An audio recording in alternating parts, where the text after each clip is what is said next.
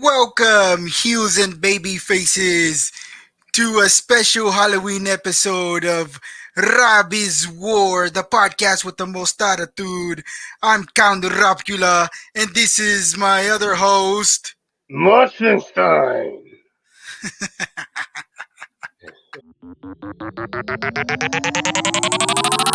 Emo Raw Productions. I mean, who am I kidding, Al? I wasn't prepared. I didn't have a vampire uh, cape or teeth or anything like that. I wish I did, but Spirit Halloween stores sold out of everything. Yeah, I didn't have time to get a Frankenstein costume. I looked for masks, but they're too damn expensive. So I went with the costume I had last year, Kevin Nash, Big Daddy Cool Diesel, or I like to call myself Big Daddy Cool Murph, because I'm just too sweet. And then I have this Rey Mysterio mask that I think I got like at Didi's discount or something in Corpus like 2 or 3 years ago, and I was like, hey, being a big Rey Mysterio fan, I don't care if it's cheap or not. It's Rey Mysterio. Oh And yeah. but today I'm AKA Rob Mysterio. Booyaka booyaka 361. It looks cheesy, and for the ones who are listening on Spotify and don't know what I'm talking about, be sure to go to my buddy's YouTube channel and support. Like, subscribe, comment, repeat. Like, subscribe, comment, repeat. This episode now. Speaking of this episode, Al, I mean, I thought it was only right that we did a Halloween episode, even though I'm sure this episode's probably gonna come out after. But I mean, why the hell not? Tis the season. Plus, it's just like people say, Halloween is never over. Yeah, that's true. I mean, I like celebrating Halloween all the time. I mean, just horror itself and the cosplaying and well, obviously, I mean that's what wrestling's all about, anyways, right? I mean, Mhm. it's all about the characters and you get to dress up like that. I mean, like someone like your gimmick, Big Daddy Cool Murph over there, part of the Murph World Order, MWO. I Him right wonder, here. I wonder, I wonder if I wonder if Alcoholic Al has any relation to the MWO. Probably he's a drunk. Touche, Al. Touche. Uh, so since this is a Halloween episode, Al, I was thinking, why not run down some of the weirdest wrestlers in WWE history, since this is Robb's War. And I mean, and if you have any other mentions from any other promotions, I like to hear those too. But this one comes from I believe this one comes from the Sportster.com website. They do a lot of wrestling reviews, and they did a top 20 weirdest wrestlers in WWE history. Ooh. And so let's run down what we have here. We have, I don't know if you know this guy, Murph, and I think a bunch of us know who this guy was, and especially I think during the Attitude Era. But obviously, he had a character change going to Japan and everything. Going to Japan, he turned into this character, which is number 20, Lord Tenzai. A Train, Albert. I remember him. Prince Testing Al- Albert. Prince Prince Albert was, Albert, Testing Albert. well, I remember, yeah, and I remember them as TNA. Yeah. You know what? Didn't they have a Trish Stratus part of them? Yeah. And then like I said, he goes to Japan and becomes this Lord Tenzai, Yeah. which is pretty crazy. I mean, it says the WWE learned a hard lesson with the Lord Tenzai character that had no background story except for the fact that the man playing it was supposedly from Japan. when the company is going to debut such a character in front of a smart crowd the night after a WrestleMania, it is probably wise to give the gimmick to a wrestler who was not immediately recognizable to fans in attendance. The Tenzai idea was one from another era, and that the WWE thought that he would get over with fans in 2020 is, on its own, weird. Just as strange was that the WWE seemed shocked that fans did not buy into Tenzai. And I think I remember that too. I think I remember him wrestling a few times and him just not getting over with anybody. I mean, Oh, me personally, I thought it was cool, you know, yeah, because I like those underrated type of characters. yeah. A lot of people already like knew who he was, so they were like, so they weren't falling for that. Yeah, but I mean, I think he was definitely weird because, like I said, he had all these weird Japanese tattoos all over his body. I mean, honestly, I would think that the Prince Albert character was pretty weird too. I mean, because he had Yeah, all these. I mean, he was, he had all these piercings all over him, and A Train, he was just hairy. and then A Train. Yeah, and then A Train, the same thing. Um, yeah, he was just a weird character for sure. Continuing on, number 19 is Hall of Famer now, but I don't think he's not a Hall of Famer for this character. He's a Hall of Famer for another character that I think you know of. But this character is Papa Shango, The Godfather. the Godfather. I mean, Also, the Good Father. You honestly, remember that, the Reggie Censor, Good Father? I thought that was an awesome character. Like the right to censor was just revolutionary because it's like look at what's going on with Facebook and social media and all that stuff now. Yeah, I mean, that's just I don't know. But like yeah, transitioning from somebody like Papa Shango to the Godfather, which ultimately got him into the Hall of Fame, which I'm surprised because well, I mean, I'm not really surprised, but you would think that Papa Shango being iconic, I guess, in those during those times would yeah, have been Hall of Fame worthy too. most I mean, definitely. yeah. I mean, it says that Papa Shango was a witch doctor who used voodoo, magic, and spells as he attempted to defeat babyface wrestlers such as the Ultimate Warrior. It goes without saying that the Papa Shango character was weird. And you know what? I agree. We think that the WWE missed a golden opportunity in not describing how a witch doctor became the ultimate fighting machine known as Kama, who then later became, well, we both said it, The the Godfather. Godfather. One could produce a movie script based on the life and times of such an individual as fun as The Oddfather was in the 1990s. Opponents referencing his past as a witch doctor would have been hilarious. You know what? And I actually agree too. I mean, could you imagine if they would have referenced Papa Shango to the Yeah. Godfather? Like, how would he have react? You've been funny. Maybe I was gonna say maybe the Godfather is Papa Shango at night, but well, at night he's the Godfather, pimping hoes. Yeah. So I guess that's out the door. Yeah. Moving on, number 18, I think is an iconic character, and honestly, I think he's a future Hall of Fame for just being very very weird all around. And I can't think of another iconic character that it's still used till this day, just for like Halloween specials, bits, all kinds of stuff. And I think you know who I'm talking about because he's coming to get you, The Boogeyman. the Boogeyman. What do you think of this character, Al? Interesting character. I liked it. It was cool. Yeah, I like the whole like he had the blade style mohawk and like he was a legit guy. I don't remember the guy that played the boogeyman, but like he was a legit fighter and stuff like that. Like he I, made, you know.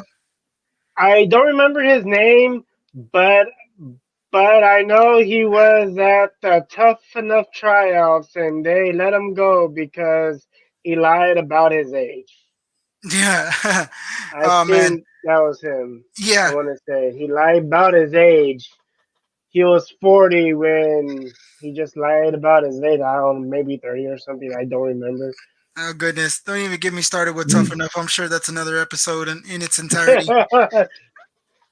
Uh, yeah.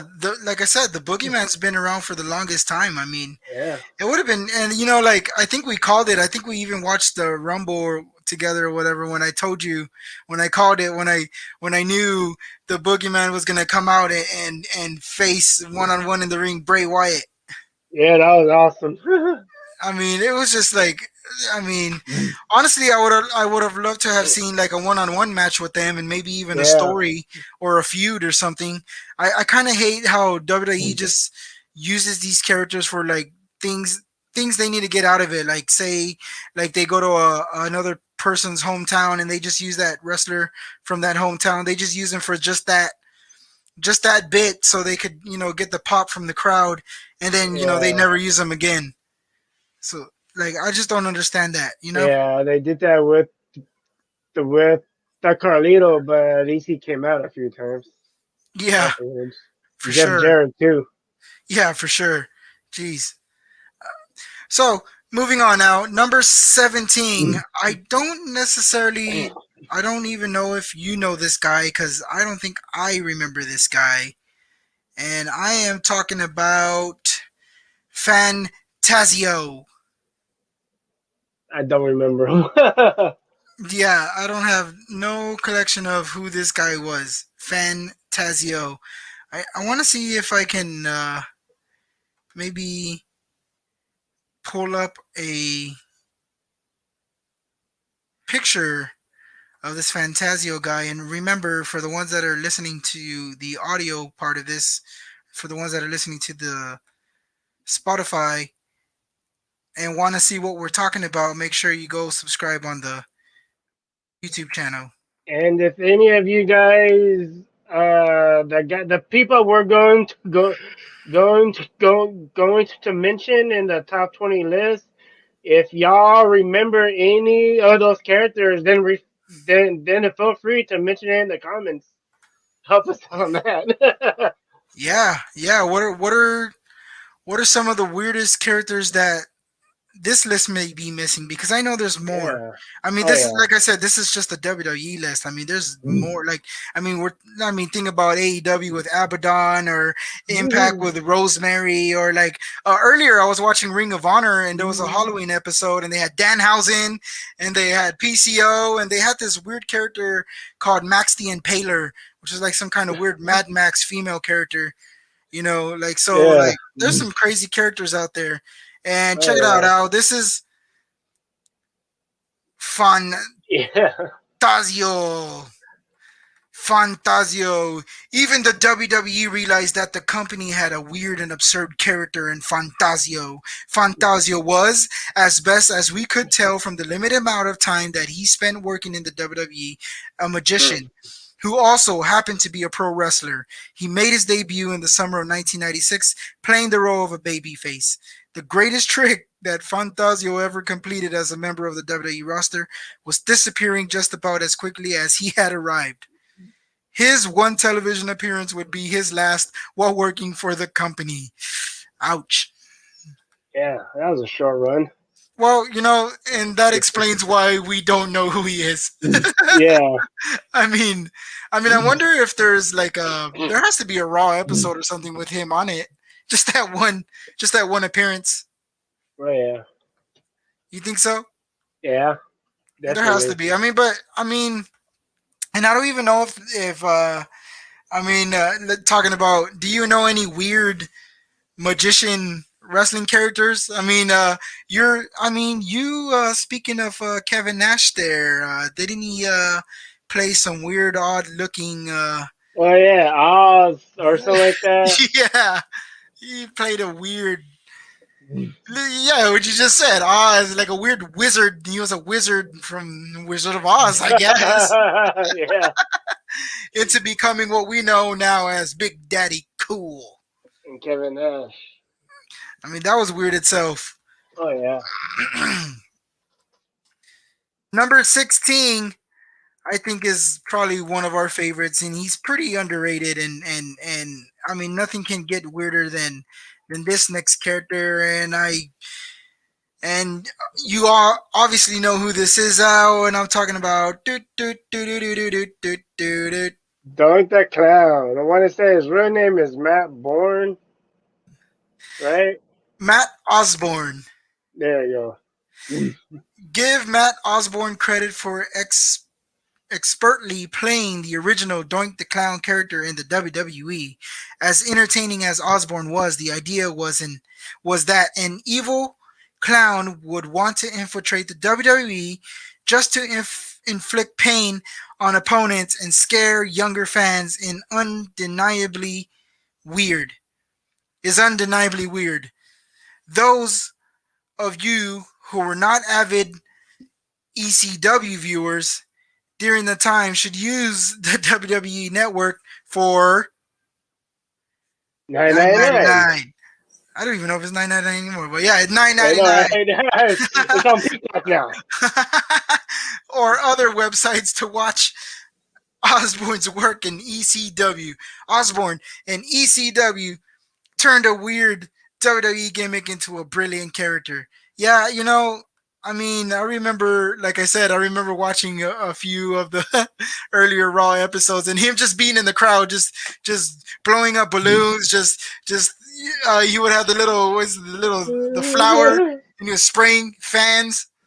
And I remember all the little kids just being intimidated because, like, here's this guy, like, I don't know, like, I'm pretty sure a clown character is hard to pull off in WWE, I but thought he pulled it off great though. I mean, I think the It was weirdest, and I don't even amazing. Doink was he awesome. was, and that's what I mean, and he was far out there. And honestly, I would probably have put Doink the Clown way higher on this ranking than 16. Yeah, You know what I most mean? I probably would definitely. have put him like 10 or so, and Uh, around there. I don't know. I would have put. I mean, speaking of clowns, I don't even know if we have a lot of clown wrestlers in WWE, or not WWE, just wrestling itself. yeah. I know there's well, I just said Danhausen. I don't really know if he's a clown. He's more of a vampire esque exorcist type of. It's more of a demon like thing. I don't even know if it's the weirdest, but it's sure the creepiest and the scariest. And I would say the Yeah. Fiend. The I know Fiend is his another one. I know Matt Osborne's right? Osborne, what was Yeah, his name? yeah. I know his character on ECCW. He was like a psychotic character from playing a clown in WWE or Which something like that. which That drove him crazy. So that's what made the ECW so And then of like course, boy, and fun. then of course, like when you go to WWE or WWF, they don't really use that potential, and they kind of water you down. Yeah, Which they should have, like you said, they should have kept maybe that psycho part of Matt Osborne's Doink the Clown into the WWE one. I think that it would have been more vicious. I mean, could you imagine? Like, I think I've seen pictures of art of fans drawing like Doink the Clown with the Fiend. that That would would have have been been an crazy. awesome team up though. Another clown that's out there, and I don't know if you pay attention to Impact Wrestling as much as I do, Al, but they have this group called Decay, and they have a clown in there, and his name is Crazy Steve, Dang. and he's a clown as well. He would come out in like a little tricycle, and I think Got it it's from Doink. pretty much, and I think that's one of his idols too, and his heroes. And like I said, and then you have the demon assassin Rosemary, which is part of Decay, which used to be with Abyss, Yeah. which was a cool. Unfortunately, the thing with Doink and Fiend won't ever happen because the original Doink passed passed away a few years ago. Yeah, I mean Unfortunately, that's sad as it is, but yeah, and also another honorable mention since we're speaking of clowns, I would say I had the shirt I think on the first episode or sure or so. I would say from AAA Mexico, Psycho Clown, Psycho Clown. and they have all these other. He has a clown faction or like Clown Brothers. There's like you got Psycho Clown and Murder Clown. It's pretty cool. Yeah, So moving on now, number 15, which is crazy because it's a tag team, and I honestly, it's kind of crazy that they would mention this tag team in the list. And I'm talking about the most dominant NXT tag team. I mean, still till this day, no one has broken their record, and yet WWE, misused them like always, of course, on hmm the main roster. And I'm talking about the Ascension. The Extension I felt was a good team. I thought they were awesome. It could have been better. They could have done it better. Honestly, Al, honestly, I thought their whole presentation was awesome. I loved everything about it. I mean, I loved the gimmick. I understood it. I loved the music. The dan, dan, dan, dan, dan, dan, dan, dan, dan, dan. It was just heavy. And I remember seeing them at the American Bank Center like 2 or 3 times, I think, live. Oh yeah, And one of those times, obviously, was with which was Cody Rhodes' Stardust and that was awesome. and Cosmic Wasteland, which I thought That could have was been amazing. it could have been awesome. And it's funny, like WWE says that they never know what to do with these characters. Yet you could have easily done something right there. Like hmm you could have had something. It You had was like already right in front of them. it was right in front of them, and yet they still didn't do anything with it, which is crazy. You know what I mean? Yeah. So, like I said, Al, and this tag team reminded me of a certain tag team. So I'm saying, what do you get when you take different portions from acts such as the Road Warriors, Demolition, the Ministry of Darkness, and one of my favorites from WCW, since I'm a WCW Nitro kid, Chronic. You You get get the extension. get the Ascension, and I think that perfectly describes them: the Road Warriors, Demolition, Ministry of Darkness, and Chronic. I mean, Yeah. I think that's all. And seeing those reasons right there, how could you not have pushed them to become bigger? Like I know, like they like imagine if because I think they did stuff like with APA and stuff like that. Imagine if they dominated teams like that. They could have been a dominant team, Oh yeah. like a very dominant team, and especially like teams after that. Like if the Ascension by now should have been like I don't know, they should have been like world record breaking tag team champions right now. And then obviously you would have had awesome feuds with like them and like the Viking Raiders and them with Authors of Pain. Like you would have them with the Usos. Like And it would have been awesome. it would have been awesome. But like again, like they just WWE just I don't know if they don't if they just don't if Don't they like just do tag this on team. purpose or yeah, I guess so too because I did hear Vince doesn't really like tag teams, so I don't know. I don't know why Vince just has to be sour and give the people what they want. Damn it. Exactly. And number 14, speaking of Cody Rhodes, what exactly is number 14? Stardust. Stardust. What do you think of Stardust? I actually thought Stardust was cool. Like it was entertaining. I know I read it was Cody Rhodes' idea, but but Vince just didn't present it correctly. Well, I also think this was one of the fallouts and the reason why like it's one of those what if things, right? Like if this never happened, I don't think we would have gotten like Cody Rhodes leaving the WWE and like becoming one of the like I guess you can say Mount Rushmores or pillar of like AEW. Yeah. I don't think any of that stuff would have happened if this wouldn't have happened. But I It also happened get for a it. reason. I also get it like where like Cody wanted to present this character, but like you said, Vince just like prolonged it to it was just too long.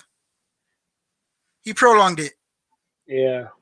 Is basically what I'm saying. Like, and I don't think Cody wanted to do that. Like, obviously he wanted to evolve, but like he didn't want it to like just be the next Goldust, and then that's basically what Vince wanted, where he was going to be like this. That era's like their next Goldust, basically. And honestly, he wasn't really anything like Goldust. I It was saw more. different. I saw more of like that like cartoon I used to grow up on, which was like Freakazoid, Yeah. or like he was doing like Freakazoid with like the mask, you know. Like he was just doing this weird, loony, bizarre stuff that was just pretty cool. Because at first Yeah. I, Cause, because at first I remember when they said he was gonna be Stardust. At first I was like, this is I don't know if this is gonna work. And then obviously when I saw him do it, I was like, okay, he changed our minds. yeah. Yeah, definitely. Stardust could have been something great. Yeah, it could have been. She could have been epic. Hmm. Number 13, Al. Since we're always living in the late 90s and the early 2000s and the Attitude Era and stuff like that. I mean, I guess this character was weird, but it definitely wasn't weird for that era or that time. And I'm talking about hello, ladies, Val Venus. bow Venus. That would not fit in today's world.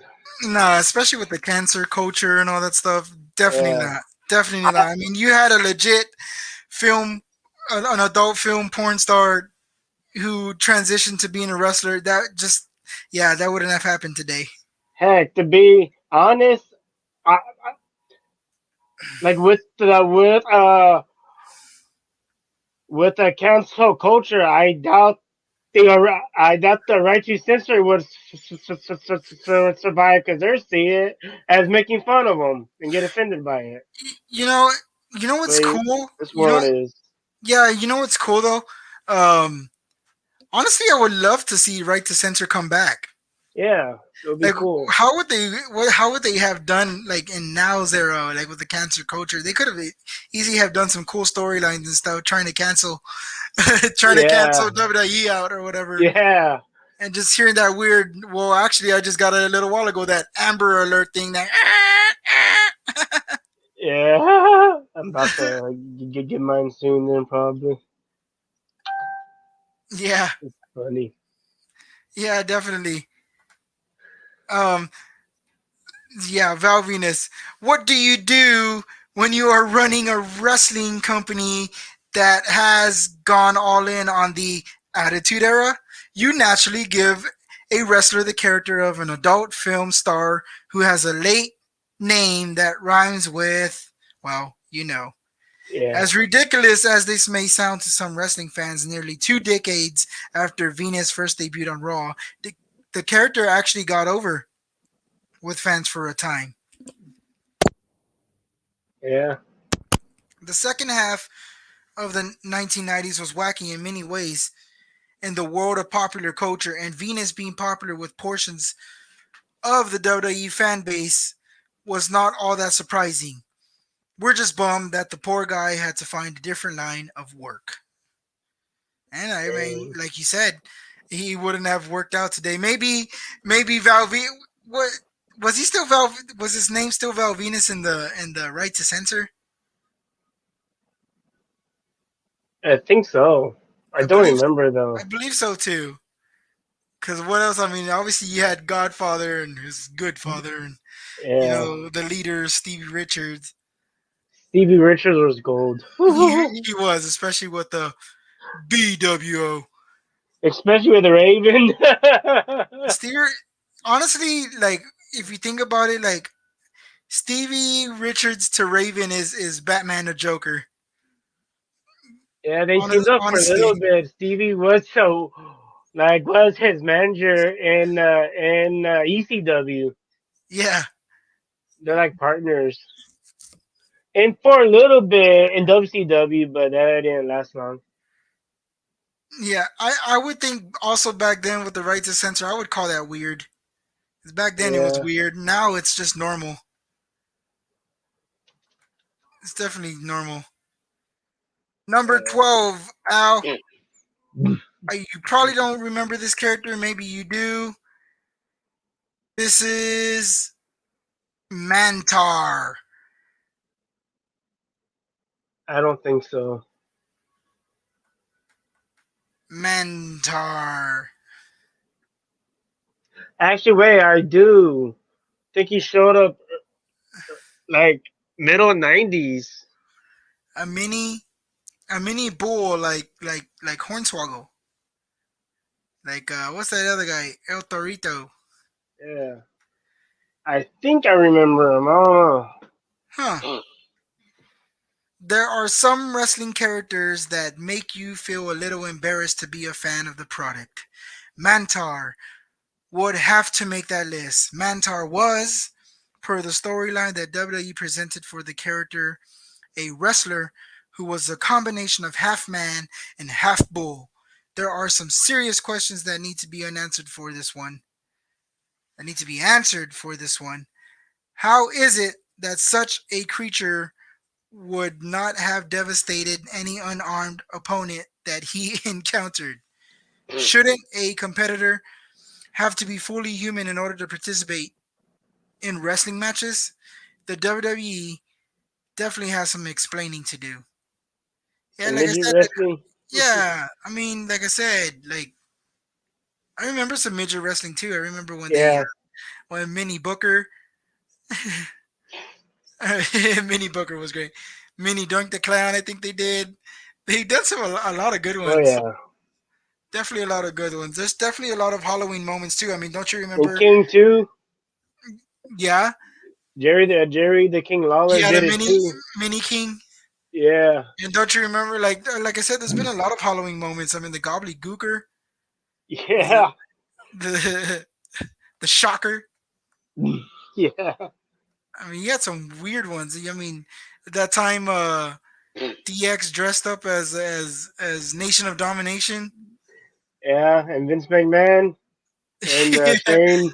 think that one was my favorite one. That was definitely my favorite one. And, Triple H being Vince and Shawn Michaels being Shane. and speaking of a weird odd gimmick, I think I would agree with number 11 here. And Al, let me ask you a question. Have you been did you get a lot of candy this Halloween? No, Well, Al, if you did, you make sure you don't want to go to this dentist. You know what Isaac Yankum. I'm talking about? I yank 'em. Yankum. That's so funny. Yankum. I mean, would you ever have predicted that this character, who was an evil dentist with rotten teeth himself, would would be the guy we know now as Kane, the Big Red Machine? I think he's a Hall of Famer too, right? Yeah, definitely. Glenn Jacobs is definitely a Hall of Famer. Not only that, and speaking of Big Daddy Cool and all that stuff, I mean, Yeah. let's not forget when he Fake was Diesel. fake Diesel. Isaac Yankum. I mean, I guess every character has to start from the bottom up in order to become just that breakout character. Yeah. You know what I mean? Uh, yeah, exactly. And it says exactly that. Anybody who has any doubts about the real talent had by Glenn Jacobs should remember the type of characters that he has played over the years. Before he was the big red machine, Kane, Jacobs was I Yankum, the evil dentist hired by Jerry the King Lawler. Lawler Like, was attempting to rid the WWE of Bret, the Hitman Hart. Or you can say how? yeah, pretty much Bret Hart. Yeah, when he brought in a large dentist to do his dirty work. Laugh all you want now. After the fact, the young viewers who had true fears of going to the dentist likely found themselves nervous that Yankum would be able to defeat Hart. Fortunately, good triumphed over evil in the end. Yeah, that's funny. But still, I mean, like I said, we never knew this guy was going to be the future Hall of Famer that we know now, and Yeah, especially as one of the top, characters in WWE of all time, being his brother. yeah. I mean, who could have foretold that future? I mean, what No if one. he? I mean, it's insane. That's insane. But it just shows you, like, you just run with what they give you, basically. Oh yeah. You know.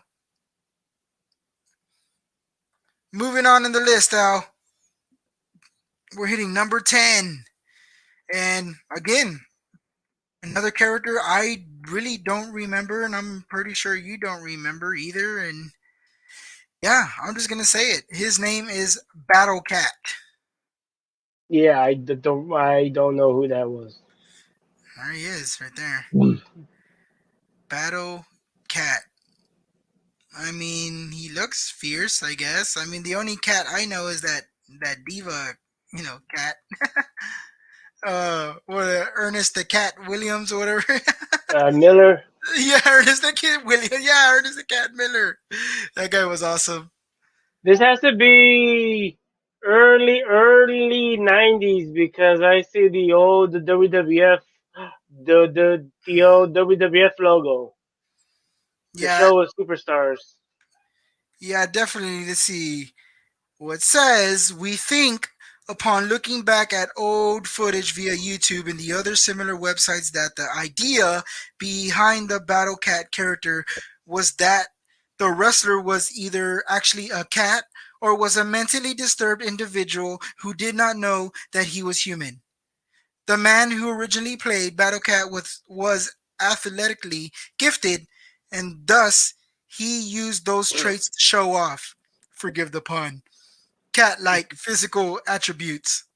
Battle Cat would go down as one of the many failed characters of this era of WWE history, an era that can be comical when viewed years after the fact, but one that is better off left in the past. So I'm assuming, if they're saying comical and all that stuff, I'm assuming it was the 80s. Yeah, Definitely had to be in the 80s, because the 80s had a lot of weird characters. Like I said, just the 80s itself, just the whole roster that the 80s have could be just, it was Halloween itself with the 80s characters, man. Like, yeah, geez. I mean, you had a garbage guy, that garbage can wrestler. You had all kinds of crazy wrestlers. I mean, like you said, you had Jeff Jarrett with this, where he's this like country singer with this roadie, with the road dog, which I thought yeah, which I thought was funny in the end, because it turns out in the end, Road Dog was the one singing the songs that Jeff Jarrett yeah. supposed to, I mean that's gold. Oh yeah, Jeff Jarrett taking all the credit while your roadie is the one that has the talent. Jesus, we're yeah, number 9, Repo Man. yeah. I don't know who that was either. I mean, weren't you watching some of the earlier Raw episodes? I am, but I don't remember seeing him though.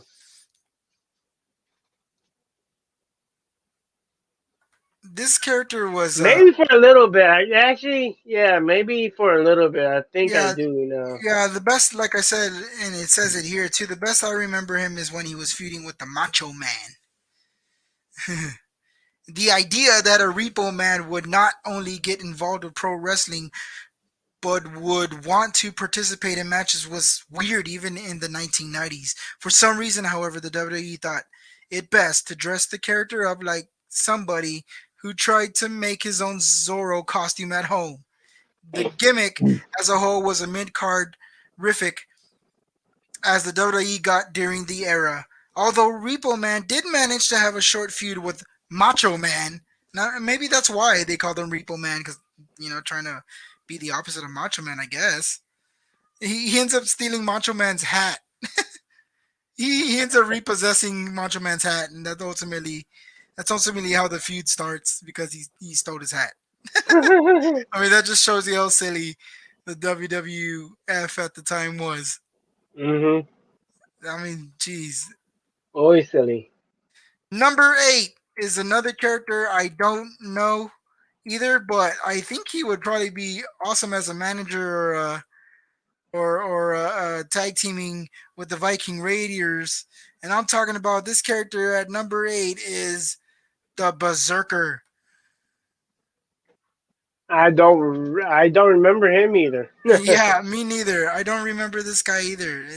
I mean, like I said, there was a lot of interesting characters that went through the '80s during that time. That was just, so many that you couldn't remember them all. Yeah, it's But weird. yeah, it's crazy. But it does say the Berserker was a Viking who carried a sword and shield, which reminds me of a former WWE heavyweight champion who carries a sword and a shield. Oh yeah, Drew McIntyre. Drew McIntyre. I mean, imagine. I mean, I don't know. I wonder what happened to the Berserker either.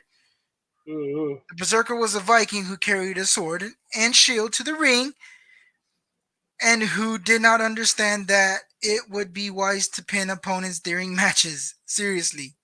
That was the character that the WWE came up with upon imagining what the Berserker would be.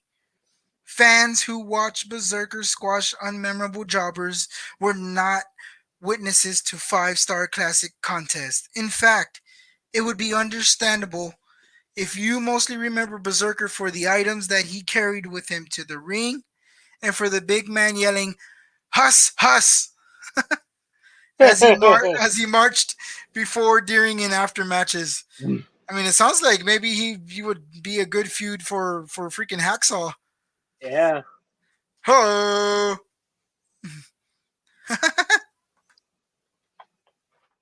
What else you got there, Rob? Where we at now? What is it? 8 now? We're at number 7 now, Number 7. and number 7, I think, is somebody you know. And again, I don't know, like, since you're not gonna go see I Yankum at his dental office, I don't know if you're gonna want a certain haircut from this guy either. Probably not because I'm not cutting my hair, and I'm definitely not gonna let Brutus the Barber Beefcake with a name like that touch my hair. You must be crazy. No, no, especially with this big old those big old scissors he would have around. He would chop that hair right off, Al. you, But the you truth, think? I'm sorry. Finish. what No. is that, Al? If you think Brutus the Barber Beefcake was weird, go check out the Booty Man or the Despite or what was it? Yeah, I think The Disciple or something like that. Zodiac. Yeah, and Zodiac. Now that's weird. Zodiac from WCW. There he And is, look, the Zodiac. Havoc. And that's that Halloween Havoc. I remember this guy. I remember the Zodiac just being there and not like Yeah. necessarily doing anything. I mean, he had some wrestling matches, but he was just the booty man. Here's the booty The man. Booty Man. Could you Booty imagine? Man. Could you imagine the booty man versus Mr. Ass? I know, right? Cause he's even doing the thing right there. He's a booty man. Bam, bam. He's the booty man. Uh, Oh, that's a but funny gimmick.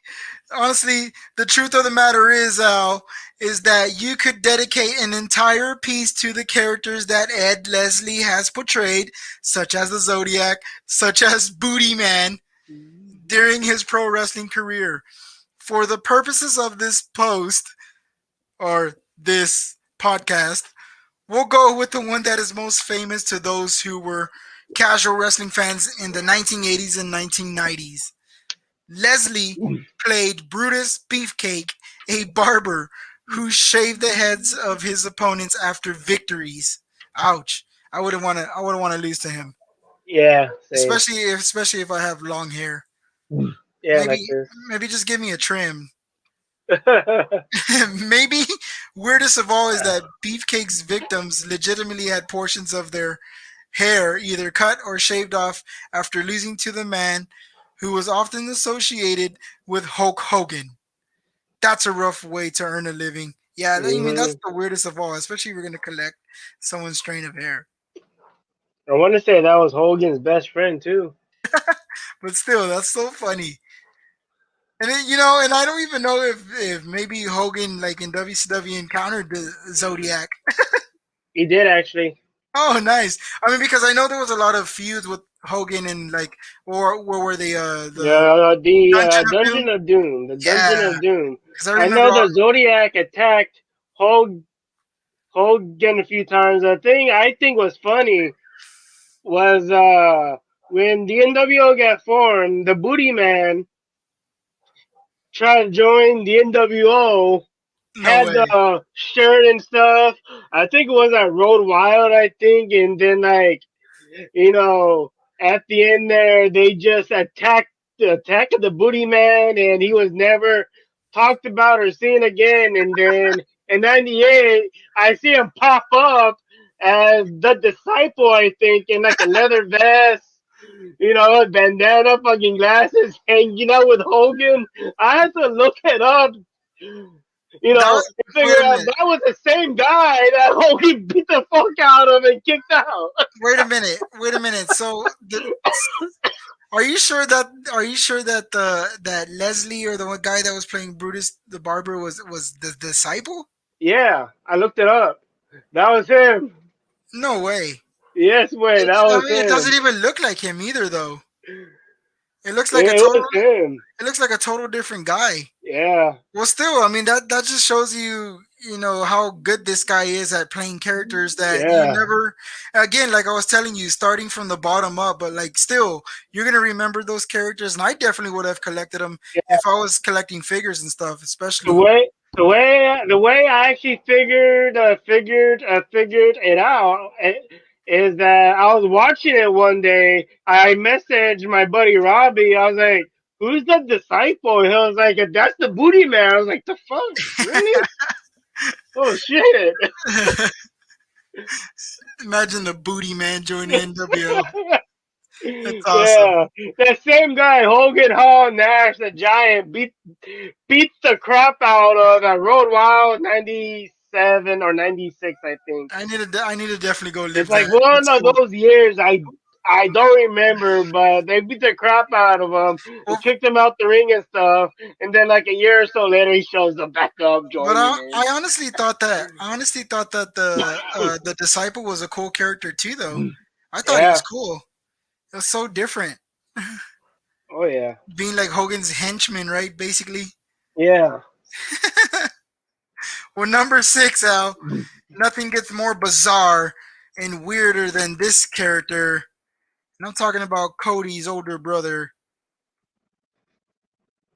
Oh, yes. However, he did it. I didn't do it right, but however he did it. I don't even know. I don't know how he does it, man. Goldust, in my opinion, was unique. It was different from Dusty Rhodes. I mean, of course. I It mean, was very different from his dad. From what I heard, he wanted to be different from his dad. and not only that, he was already being called the bizarre one.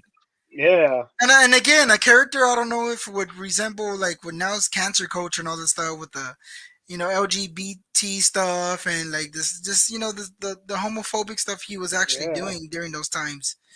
Like I don't know, man. Goldust was revolutionary, and especially the yeah. feuds that he had with Piper and Oh yeah, his gold car. yeah. And Razor Ramon, I think he fought Razor Ramon. I want to say the Royal Rumble of 1996, and he literally slapped Razor right in his, you know, yeah, behind. Right. Oh, Right? He slapped his ass. He smacked Razor Ramon's ass. Gold does. I'm like, what the heck? It and that's coming from was somebody who funny. is that's coming from somebody who is a legit Texan who's from a ranch. Like I said, he's a Yeah, plumber of a son, and he's a good all American, American Texan. yeah. I do like what he's doing in AEW. I don't know if you caught it, but I did. I feel he's paying homage to both characters, the natural from WCW and freaking Goldust from Well, I mean WWE. that's Because why his he does the outfit well, that's why he looks does the like half paint. it's like because his outfit looks like his Goldust outfit, but a different the design and it's red. And obviously with the paint, Yeah, he does the half half paint, yeah, which I half think is paint pretty and cool. yeah. So it's like he's paying homage to both characters because he respects what he did. Did you ever see that character he came out with where he just said "I quit" or whatever in WCW?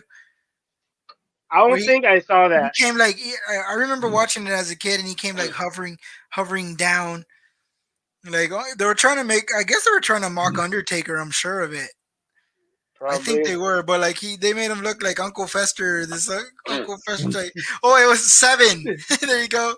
And I remember him coming out on the promo and saying, "This is the best WCW could give me, seven." Or like he was pissed. I think it was a legit shoot too. I think it was real Yeah. that he was on TV saying, "This is the best that WCW could give me." Like fuck this character. Uh, Speaking of which, I'm actually gonna go a bit off topic, but when you had brought that up, that reminded me what happened with Kevin Dunn and Brian Pillman. It was an like episode of Nitro. Brian Pillman literally quit a live TV. Ah, He called Kevin Dunn the Booker man. He was like, he said something about I'm out, Booker man, kind of revealing he is the Booker of the show, and huh. walks out. He's like, kind of confused a bit. I remember, Yeah, yeah. and then he showed up in like ECW. He showed up back on Nitro a bit too, and the crowd, I guess they're trying to work something out. Then he goes to WWF, and then WCW kind of got pissed and buttered. Huh. Interesting. Yeah, that was crazy times. Yeah, and then with that being said, then maybe the whole thing that Dustin did at seven on TV, maybe it was scripted too. Like you said, maybe that was the way Yeah, he was supposed to go out. I guess. maybe. Yeah, maybe. I mean, Because I want to say the Brian Pillman situation was actually real. uh, It was supposed to go a certain way, but he just quit live TV, called Kevin Dunn the Booker man, and again, meaning like he's a booker of the show, and and then again, left. like you said, like yeah, it's K-fob. You never know Yeah, if it's real that's or not true. on TV. It's kind of hard, and you can play Yeah, with it. That's what I like about wrestling. That yeah, you don't know sometimes. It like gets like you. like that magician character Fantasio. You don't know if it's real or fake or not or whatever. Yeah, We're entering the top five, Al, and this character at number five, I definitely don't know who this guy is. I don't know who this guy is, and just his name alone is pretty freaking funny. And I'm talking about the Bastion Booger. yeah. I don't know who that guy is either. I Judging by don't. the ropes, early '90s. Yeah, definitely. I mean, could you imagine this guy like feuding with like Blue Meanie? I know, right? But it does say here, Al, that he did feud with Bam Bam Bigelow. Interesting. So that definitely interesting. I don't like I said, I don't know too much about it, but that's pretty funny that I mean, yeah, again, I don't know who this guy is. It just shows you that we have a lot to learn about wrestling. Yeah, But I'm definitely gonna be checking these characters out. I definitely want to see his match with Bam Bam. I want to see how good that is. I know, right? The Bastion Booger. I mean, come on. Only Vince would come out with stuff like that. I mean, he was gonna name that wrestler draws. He's gonna name him Puke. Puke, he did, didn't he? Yeah, For a something like little that. bit. But I don't remember him on TV. I don't remember any of it. Yeah. Weird. Number four. Al is one of my favorites, and obviously one of the characters that they would have should have done a lot. He should have, to me, should have been. I'm not saying that he's gonna be at the level of the Undertaker. I'm not saying that, but he should have been our modern idea of the Undertaker now. And I'm talking about Bray Wyatt. Bray Wyatt was real good. Just sucks how they literally I mean, has dropped the ball with them. this guy had a vision and everything. Yeah. I mean, going from his swamp days to the Fireflies. You Getting know, squashed by Goldberg did not help. I yeah, felt that was the start of the ruining of Bray yeah. Wyatt. Same here. Same That here. didn't make sense. We see what did not make sense to me is I want to say the SummerSlam before that match. Didn't Seth freaking Rollins beat up Bray Wyatt with like a billion chairs and kept on kicking out at two, and then they stopped the match, and then he faces Goldberg. Two moves is done. Yeah, that's what I didn't understand either. Like you were making him a indestructible force, like how Yeah, you said with Seth, and he couldn't be beaten. There's no way you can beat him, and then you do this. Goldberg just that squashes did him. not make sense. I, I mean, I get that's Goldberg's thing. He was yeah, but like that in WCW, but gotta get with the times. I also think that I also think that Bray was going through a lot of stuff too, probably behind the scenes, and maybe that's Could be why. it. Because I heard ultimately that is why, like that is why I think last year's WrestleMania, that's why it happened the way it did. Actually, this year's, right, this past WrestleMania, Yeah. when we all knew he should have won that WrestleMania and then ends up losing, you know. Uh, And then Um, obviously that ends up being the ultimate demise, and his release comes after. Judging by his performance that night, you can tell he wasn't in his right mind. I mean, can you Like it blame? wasn't there. I mean, can you blame him? I mean, his best friend Brody, Lost his best friend. That's his Luke brother. You know what I Harper. I mean? mean, I can only imagine. I feel Bray hit it the hardest, and it's weird because Bray is the less one we really see now. Like since Brody passed, he's rarely posting stuff, right? Doesn't really post much. He, He'll he do has like little there's cryptic. teases, like cryptics, There's but this whole Kota Wyndham thing happening, so yeah, I don't know what he's gonna do there. I mean, there's rumors of him signing with Impact. You know how these rumors are. yeah, Obviously, all the marks out there saying he's gonna go to AEW. Honestly, he should go. Like he should go to one of those like he should go to one of those promotions that need more viewers, like an MOW or yeah, like a Ring of Honor or like a Impact. Get more viewers on those shows. yeah. Obviously that's what you need to do business wise. I think that's not AEW is not going to be like the end all and be all after you leave WWE or whatever. You don't necessarily have to just go to AEW when there's like thousands of awesome wrestling promotions out Yeah. there. But if you think about it, history is slowly repeating itself. Yeah, I mean it is. Back in the day, people from the people from the WWF jumped to WCW, and they went back and forth. I think we could be seeing that in the future. AEW stars and the WWE stars going back and forth, just like in the 90s. I mean there was already rumors of like MJF and Brian Cage apparently going to WWE and stuff like that, but I mean those are just rumors. Yeah, I mean that they could be the start of it. Yeah, definitely. So number three, Al. This one is, I don't know why this guy would make the list at all. I mean, I know it's bizarre and I know it's weird, but it's like, why would you include this person if it's not even memorable at all? And at number three is the ECW Zombie.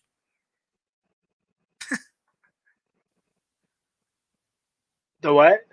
The ECW Zombie. I know exactly the what. Like it doesn't even stick. I remember it when I saw the first ECW under the WWE banner. I don't I really, didn't. I don't really I remember. don't know. It was weird seeing him. It was like, okay, you're just a zombie. Yeah, and I know again, I get it. Like it's the weirdest characters ever, and I guess that is pretty weird.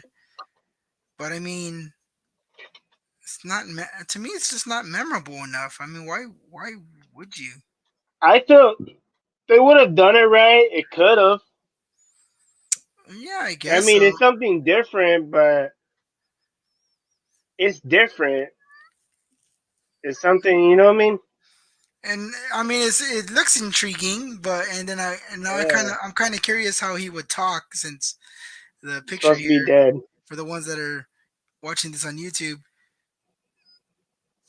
I mean, holding a mic. I mean, he's going ECW, I know, right? Watching you really says that, like, oh shit. EC Dub, EC Dub, and Zombie's weird. the final two. Obviously these are the most memorable characters, and I guess they're. Yeah, I mean, again, I don't know if they're weird, but I mean, in now's WWE history, they're kind of normal. But and I'm talking about number two. It really Obviously, made you shit. They really made you shit your pants. Apparently, I guess some kids maybe. maybe, because to us, I mean, I guess back then, this character definitely made me shit my pants during the Royal Rumble. I think of like '98 when he burned his brother in a casket, and I think I know who I think you know who I'm talking about, Al. Same. The only person that's twice in this list. That's gotta be Kane. That's all I remember Vince saying That's with gotta that be Kane. with the first ever Hell in the Cell. Ripping over the door from the hinges from the cell, going in. Taker's like, I mean, if it wasn't bad enough that Shawn Michaels had to go through hell, offer that to happen. I mean, there was no like there was no winner, right? There was that whole that I whole think inter- Shawn Michaels won. because that whole interference, I think he pinned Taker after. huh? After, I want to say. But could you imagine if it was anybody else, if this character would have worked or not? Speaking of which, I that mean, that almost didn't happen because if anyone saw the Broken Skull sessions with Kane, he he he he did say he was almost late. He was late to it. He almost did not make it and I suggest you watch the Broken Skull sessions on the Peacock network with because Vince Stone likes Cold. cocks. DX was right about that from the get go. He Who DX. knew? Who knew? Wow, yeah. There's a lot of predictive. You call it predictive programming. I know. I mean, how, you're with the right to censor there for telling the future of this cancer culture stuff and all these Here we are. censoring, and then now Vince loves cock, and they legitimately made a shirt of it and everything, and here he is with Peacock. Yeah, because Wow, it's interesting, Al. And at number one, I think you know who number one is, Al. I mean, this is obviously we're talking about it, and he's the total. Well, I mean, the I dead don't know if man, the dead the man. I don't know if, Undertaker, one of my favorite wrestlers, of all times. and I just want to say I have seen him wrestle a few times. I also seen him wrestle at WrestleMania. Unfortunately, there was no streak at the time, but to me, I it didn't matter. It did not matter the fact I saw Taker wrestle at WrestleMania. That's really what I wanted. Yeah, you know Seeing what's the fun? streak on the line would have been the icing, but you know what? I take what I can get at this I, point. I got to see Undertaker for the first time when he made his appearance in WWE's ECW, The first and time I saw Taker and in he got person was the very first SmackDown here, live, Corpus Christi at the American Bank Center in 2004. was that, but that Uh, might have been the same one where it was like a no, super. It was a super show. No, the one you're talking about happened in 2008 where he got chokeslammed by Big Show and the Great in Khali. Kali. Yeah, that was about 2008. Huh. Now, of what I'm talking about is that the first SmackDown to come here, um, Paul Heyman was managing Heidenreich. You remember him? Yeah. He was managing Heidenreich, and Paul Heyman was picking a fight with Taz. Heidenreich was picking a fight with Taz. Taz was at at the announcer's table. Then Taz gets up, takes off his jacket, you know what I mean? Undoes his tie, goes to the steps, lights turn off. Few seconds later, they come back on, and Taker's standing in the ring toe to toe with Heidenreich. That's the first time I saw The Undertaker live in person. Hmm. That was just an amazing. It's funny because The Miz was also there that night with Tori Wilson being, Tori Wilson. Yeah. Interesting. But The Undertaker is really a fun character, I thought. Yeah, It I was mean, great like, to and Phenom. then especially like the evolution of him, and like, man, I mean, yeah, I guess I would agree with that. I mean, Yeah. there was like I said, there was a lot of memorable, weird, bizarre characters out there, especially the way like within his ministry with you had Midian and Viscera and you had the oddities. You had a bunch of weird characters during the Attitude Era. That's for sure. Also, do not forget his character before that was Mean Mark Callis, whatever it is. Oh Mean yeah, Mark. during the WCW days, Mean Mark Callis, Yeah. and again, I don't even know if that was weird either. That was Mean Mark Callis to me is just like Goldust with the natural. Yeah. Is this something like that where it was just actually Mean Mark Callis to me is like the prequel of what was going to become the American Badass. Yeah. Because if you think about it, that's what Mean Mark Callis was already doing. Like just it was I just pre American Badass in a way. I enjoyed the American Badass. Oh man, that's one of my favorite characters I think out of the whole thing. I mean, like with the bike and all that stuff. I remember even playing the PlayStation SmackDown games and him coming out on the bike and everything. And I also remember as a kid being a fan of even like Kid Rock doing the whole theme song and he's here and the twins. You know Yeah. that whole thing from The Shining. I think That was an amazing night. that was awesome. And I was like, I remember even the vignettes and the promos to it and everything. And then all of a sudden that happened, and then like I said again, and I remember MTV being popular during that times with like I said, Kid Rock doing a re-imaging, I guess, basically of like I think it was like Metallica's "Sad but True," but Yeah. putting just lyrics to it. Oh yeah. So yeah, Definitely did sound like it. crazy times. Oh yeah. Anyways, speaking of Halloween and we're doing Halloween and we're about to almost be wrapping up this episode of Rob is War. Another thing I would like to talk about, I think that we didn't really cover in speaking of Halloween, is Halloween Havoc. The very first one was, I believe, in like 1989. I'm pretty sure you got it, the thing there.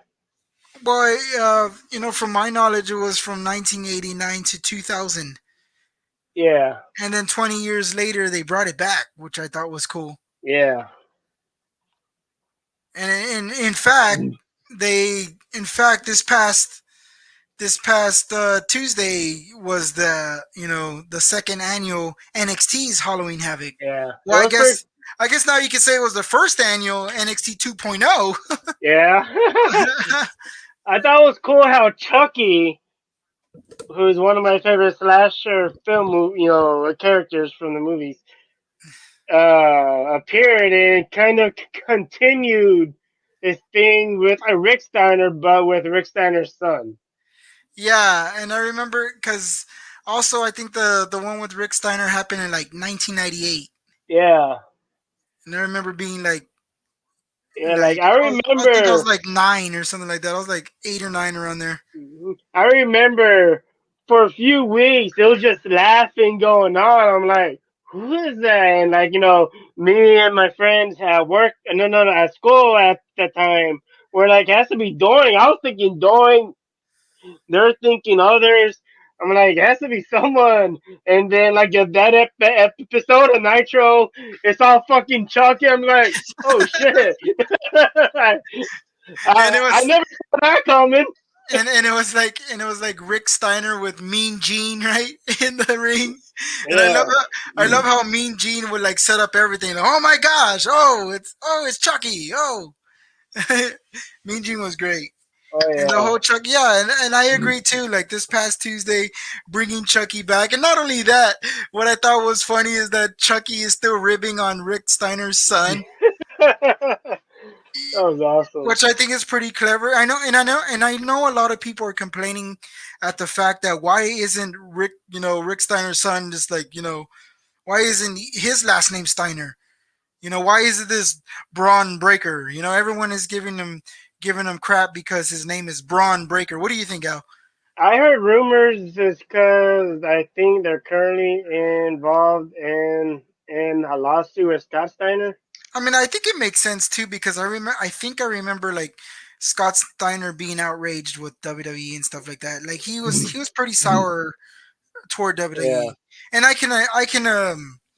can understand why WWE is going to go that route. Not only that, if you think about it, because I was thinking the same thing where I'm like, I mean, it is a catchy name, and like you're gonna remember it and stuff like that, and it's cheesy. And I was like, it's cheesy, but at the same time, I mean, I think that's what they were going for. I think they were going for a cheesy feel and Yeah. something that sounded like something straight out of the '90s, Hmm. And I guess that, and what you're seeing is kind of that. You know what I mean? He dresses like his dad. Dresses like his dad, talks like his dad, still does but like only not only that, he's and going back to Chucky, I loved how Chucky was referring to him as a puppy faced gremlin. Yeah. And Whereas I want to say when like Chucky was in his locker room, didn't he say something like "I know who you are" or some shit like that? yeah, he was referencing his dad and stuff like that. Yeah. But like I said, calling him a pup because his dad was a dog faced gremlin, and now you have the puppy faced Chucky gremlin. is just pure gold.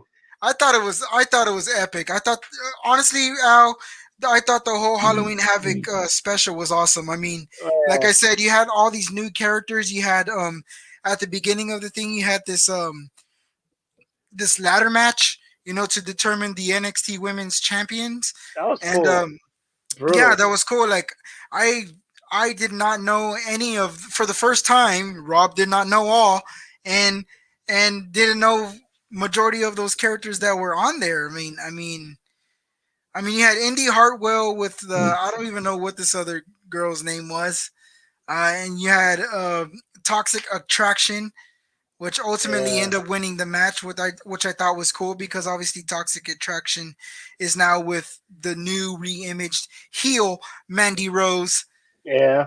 who's again going was a former Tough Enough competitor as well, and she's came a long way as well. Yeah. I love She's her. yeah, and I mean, and we'll get to her in a minute because obviously something epic happened, and so I thought that match was awesome. Obviously, Yeah. I love a good all out ladder match. When you have like a triple threat or a fatal four way or any of those matches, any of those gauntlets that require the ladder, I think is pretty cool. Yeah. Uh, Mandy then Rose. and then after that match, I think you had where I think they went to like some kind of like spooky vignette with Dexter Loomis and Johnny Gargano, Yeah, that was pretty funny. and I thought that was funny too because like honestly, Al, I'm starting to dig Carmelo Hayes. Like I'm starting to dig the stuff he's doing. Him and that guy Trick Williams, I think they're funny, and it just shows you with that whole cinema stuff how funny they were. Oh yeah. Because I thought it was hilarious, and especially like I love the idea of Dexter being this like slasher type of thing. Although I do admit, like they kind of got a little goofy on him too, though, because he was this silent. I like to think of him like he was silent and deadly, like almost like Randy Orton, where he would slither, and he was like silent, almost like Taker though too, where he like he calculated his walks and he was slow. Has he But started talking yet?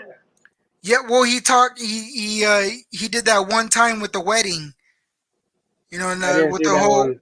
with the whole reboot of the NXT 2.0 thing. Yeah, Now that I guess Vince and Bruce are the ones that are in control of it, they yeah. kind of got a little goofy with Dexter's character by adding this weird, like not so scary element anymore.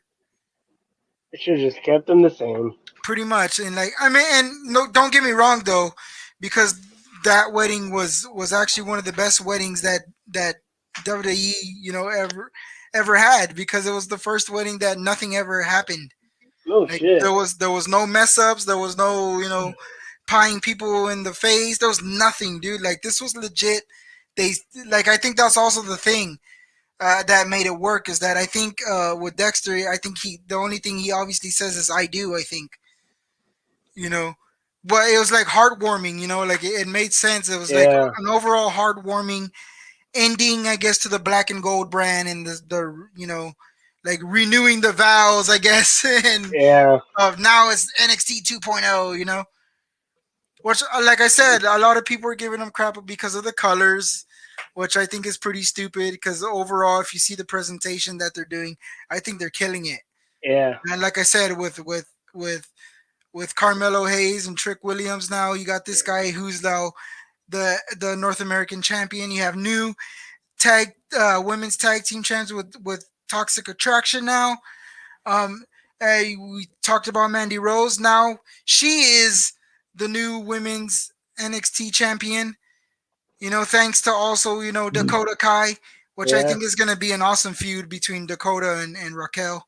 Oh yeah, Obviously that's I mean, obviously we should have seen that coming, because obviously their rivalry is not over yet.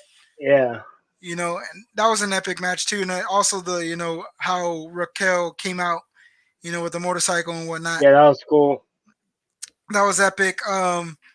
And then there's I don't know the guy's name, but the host, I know it was supposed to be LA Knight, but it ended up being some other dude. And then this guy named Joe Gacy came out. And I'm digging this Joe Gacy guy too, because he speaks about peace and equality and this weird hippie stuff. But yet he doesn't look. You know what Joe Gacy reminds me of? He looks like a more modern and quote me if I'm wrong, better Kevin Owens. Yeah, Like this dude looks like Kevin Owens, but he's just like praising peace and equality and all this stuff. And now apparently is has a beast beside him named Harlan, and I don't know if you know who Harlan is. I don't. Ow. But okay, let me tell you real quick who Harlan is. Is that basically Paul Heyman said himself that this guy was supposed to be the next big thing. He was supposed to be the next Brock Lesnar. Hmm. And this is coming from Paul Heyman himself, because this guy he was supposed to be called Parker, but obviously they changed his name to Harlan, I Yeah. guess, and shaved him or whatever and made him look psychotic. But he had a lot of hype around him already, and that's because he hadn't debuted until now and stuff. And that's pretty good. He already had a following and a fan base and everything. And like I said, Paul Heyman already um, gave him the stamp of approval, because if you were to see some of his older pictures, he kind of looks like Brock Lesnar. Nice. And I don't know if they're. I mean, obviously, how do you say it? I'm trying to see if I can find him. Picture of him.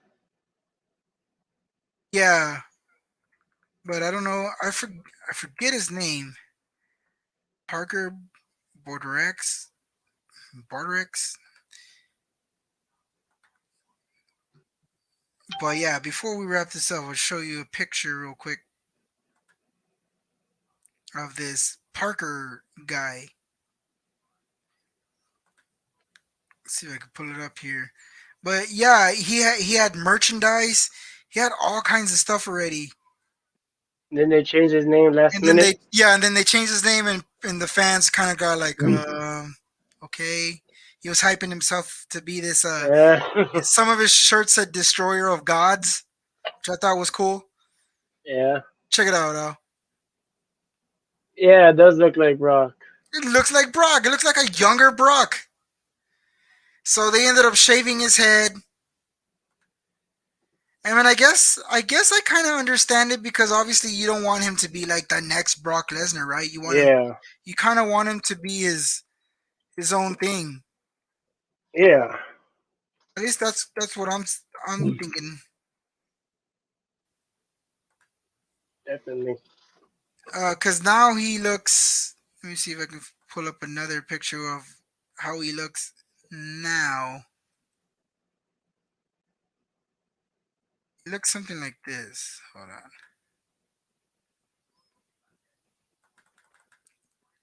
I mean, like I said, the character is probably still gonna work because now he's with this Joe Gacy guy who's like trying to tame him,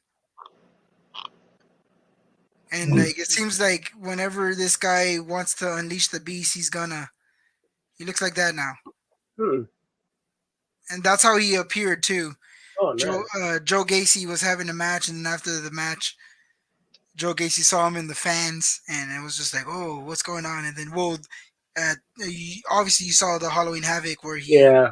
he kind of like put his hands on his face and was just like taming him in a way, like if he's gonna be his own personal beast or something like that, his own personal beast incarnate. Yeah. Makes sense. That'll be cool Yeah, though. yeah. What other matches did they have? Oh yeah, they had the Imperium, right? Imperium Yeah. versus MSK for the NXT Tag team Tag Team titles. Champions. And honestly, I'm glad that Imperium beat MSK because I like MSK, but I like Imperium more. Yeah. I just like them way more because MSK I knew from Impact Wrestling, and they were doing this that '70s show like type of gimmicks where like they were these hippies. And so every time they show like scenes of them, like they were in like this smog or whatever, like if they're all high. They were Yeah. called the Rascals, and they were doing the whole rascal thing. And it was so stupid. It was so cheesy. It could have been an '80s cheesy gimmick, from the WWF that Impact was doing. So it's kind of interesting. Yeah. What other matches did they have? Do you remember? I know they had that Braun one. Breaker. The Braun Breaker Tommaso Ciampa match I Yeah. thought was great. Apparently, that match was to set up Braun Breaker, and apparently he's going to be like the future moving on, even if he didn't win it or. Yeah. It's not But about wins or no, yeah, losses. definitely, You know what I mean? definitely, it's all Sometimes those about losses could boost you up. when not only yeah, and especially him being in like a championship match like early in his career already. Like this Yeah. guy is just he's still fresh. This is probably like his third or fourth match or something like that with NXT Championship match with already? Dang, 2.0. that was quick. Yeah, and a championship match already. Like, dude, that's yeah, exactly, exactly. Because moving on, he's gonna be something. Yeah, If done right. yeah, I've done right. Um, and then I remember like the Halloween Havoc before that. It was pretty good. I think Yeah, that I was the one enjoyed with it. Shotzi Blackheart. I think she hosted it, and you had Damon Priest, and that's what I was talking about. The Dexter that we saw then was the Yeah. more silent Dexter, because Triple H was obviously running it and stuff. Yeah. To like now this weird, goofy, like they have this. I don't know. It's like a Scooby Doo mystery or something, like I don't know. Yeah. Oh yeah. But ultimately, Trippy stuff. I love the Halloween Havoc. I think it was. I Yeah. thought it was great, and I hope they It continue it. was And good. I'm sure they will. Yeah. Uh, It's a successful show, so I'm just like, I'm just hoping that NXT still continues these things. Like with Halloween yeah. Havoc, hopefully we're gonna get the In Your House, and also Hopefully we still get war games. yes, yes. I'm trying to think who they could put war. Who they could go with for war I games in really this, don't think so, cause that was basically the Undisputed Era's match. which is crazy now if you think about it, That right? was their match. You know what I But mean? They but I, made it but or not made it what it is, but they made it their own. but I'm saying who can say how many wrestlers can say they've done that like except for someone like Adam Cole. Yeah. Like Adam Cole has been like with the Bullet Club and the Ring of Honor. Then he goes into NXT and they bring back War Games all because of that and the Undisputed Era. Now he's going to AEW and he's like with the Elite. Yeah. Like is this? I mean, I'm just gonna say it now. I think Adam Cole is like the king of factions right Oh now yeah. because this guy has been like through some pretty big factions Definitely. while looking like a mini HBK Yeah. baby. very, very good wrestler. HBK baby. Yes. Well, with that being said, Al, is there anything else you would like to add? Yeah, dude. Last week or last episode, I did give a little shout out to my friends. It was a bit short. My friend Jin and Victor, it was a bit short because my headset was dying, and because I was a bit too drunk to charge it. Alcoholic Al always comes out to Yeah, play. I was too drunk to charge it, so that's why But they did have have a baby girl. Her name is Ashra. 5 pounds, 2 ounces, 18 inches. Oh, well, congratulations to them for sure. Oh yeah. And Jen and Victor, when y'all watch this, I love you guys. Well, with that being said, Al, it's been awesome hanging with you. Oh yeah.